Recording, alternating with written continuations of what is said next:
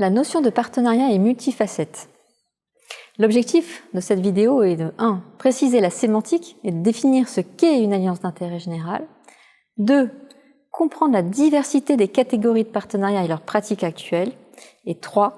Identifier leur utilité pour être en mesure de choisir celui qui correspond à ses besoins. Dans cette vidéo, nous allons évoquer successivement ces 3 points. Il convient tout d'abord de clarifier les notions d'alliance et de partenariat. Les partenariats sont les modalités pratiques selon lesquelles au moins 2 organisations décident d'interagir ensemble autour d'un objectif commun. Les alliances, c'est la volonté d'au moins 2 organisations de dépasser le seul contrat-échange pour construire ensemble une solution qu'aucun des acteurs n'aurait pu réaliser seul. Les alliances invitent à passer d'une posture de face à celle de côte à côte. Autrement dit, les partenariats relèvent de l'action, tandis que les alliances de l'intention. Les alliances d'intérêt général correspondent à la volonté d'acteurs issus de mondes différents, les associations, les entreprises, les collectivités, les institutions, d'associer leur complémentarité pour agir ensemble face à des défis communs. C'est ce qui est qualifié de co-construction du bien commun, telle qu'elle est schématisée ci-contre. L'objectif est de réconcilier l'intérêt général avec l'économie pour réussir à inventer les solutions à la hauteur de nos défis communs, tels qu'ils sont définis dans les objectifs de développement durable. En pratique, il existe 4 catégories de partenariats qui allient économie et intérêt général. Les pratiques responsables, la coopération économique, l'innovation sociétale et le mécénat. Passons chacune de ces catégories en revue pour en comprendre les objectifs et les modalités. Les pratiques responsables consistent pour un acteur économique, public ou privé, à privilégier une solution qui intègre un acteur et ou une action d'intérêt général. Citons par exemple les achats responsables en s'associant avec une structure d'insertion par l'activité économique ou un établissement qui emploie des personnes en situation de handicap. Les partenariats de pratiques responsables permettent de faire évoluer ces pratiques en intégrant des dimensions sociales et ou environnementales. Ils peuvent être pratiqués individuellement ou collectivement, à l'exemple des entreprises de propreté dans le cadre d'une démarche RSE sectorielle.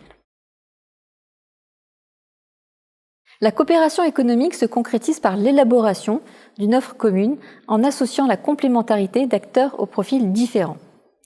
Illustrons avec les partenariats territoriaux tels que le pratique l'Alliance dynamique de La Poste pour assurer ses missions de service public au plus près des territoires dans ses 19 000 points de contact locaux.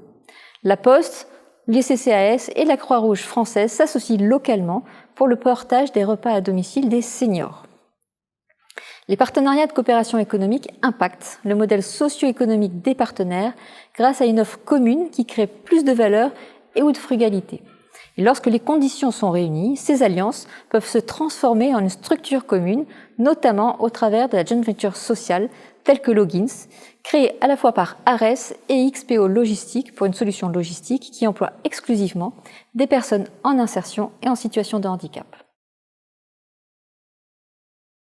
Les partenariats d'innovation sociétale consistent à inventer ensemble des solutions qui répondent à des fragilités de territoire et ou de population. Ils ont pour objectif donc de réduire ces fragilités tout en développant de nouveaux moteurs économiques durables.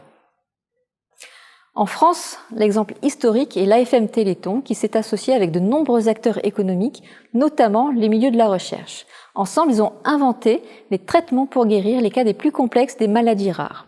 Autre exemple de partenariat, celui de Renault et WeMove sur la mobilité inclusive. L'innovation sociétale naît et commence souvent aussi sur les territoires, comme la solution Silvergeek, inventée collectivement à Poitiers pour réduire des fragilités numériques grâce à la mobilisation des jeunes en service civique. Ces partenariats apportent une capacité à capter les signaux faibles, à anticiper les besoins et à répondre au plus près des réalités de terrain en mobilisant des énergies complémentaires. Ces partenariats renforcent la capacité des partenaires à mobiliser et les institutions et les investisseurs.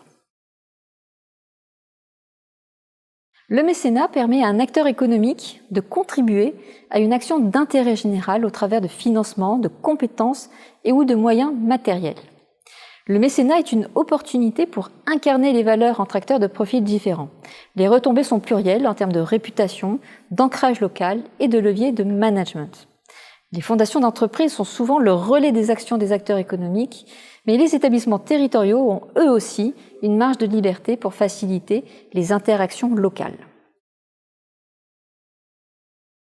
Pour mesurer l'ampleur des pratiques partenariales, il faut savoir qu'aujourd'hui, 57% des entreprises françaises de plus de 10 salariés pratiquent au moins l'une de ces formes de partenariat.